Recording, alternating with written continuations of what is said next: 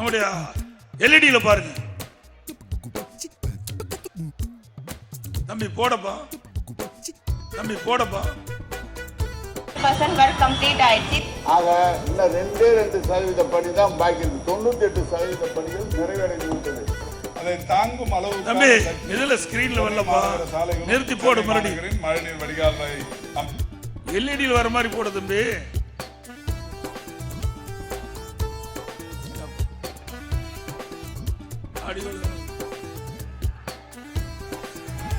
போடு தம்பி. எக்ஸாம் புயல்ல எப்படியெல்லாம் அந்த மழைநீர் வடிகால் வசதி செஞ்சு கொடுத்தான்னு அப்போ இருக்கிற முதலமைச்சர், இப்போ இருக்கிற முதலமைச்சர், மேயர், அமைச்சர் எல்லாம் பேசின காட்சியை வீடியோவில் பாருங்க, நம்முடைய எல்இடியில் பாருங்க.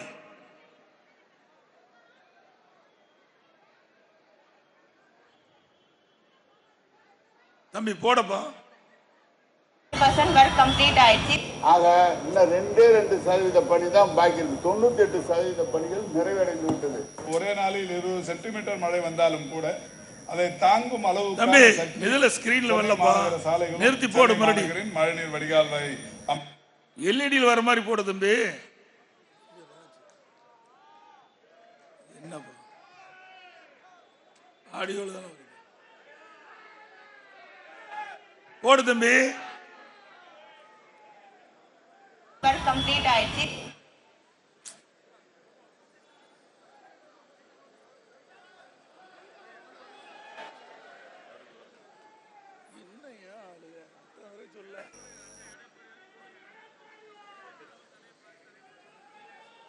இன்னும் 2% பணி தான் பாக்கி இருக்கு. 98% பணிகள் நிறைவடைந்து விட்டது.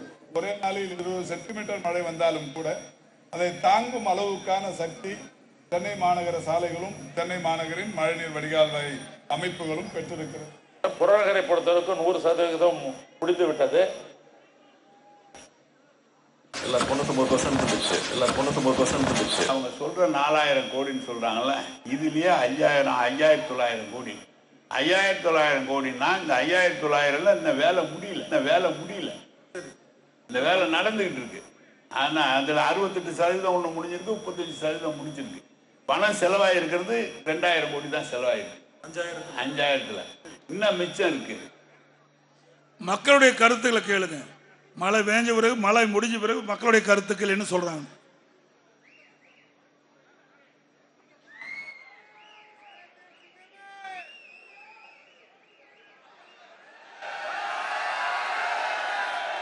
ஆடியோ வரலப்பா.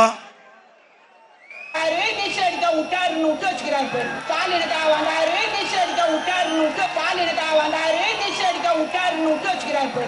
உள்ள அடிப்பட்டு ஹாஸ்பிட்டல் போற வழி இல்லாம உட்காந்துருக்காங்க. போட் வசதி இல்ல. கால் துப்புனங்க இந்த ஆச்சு மட்டமா ஆச்சு.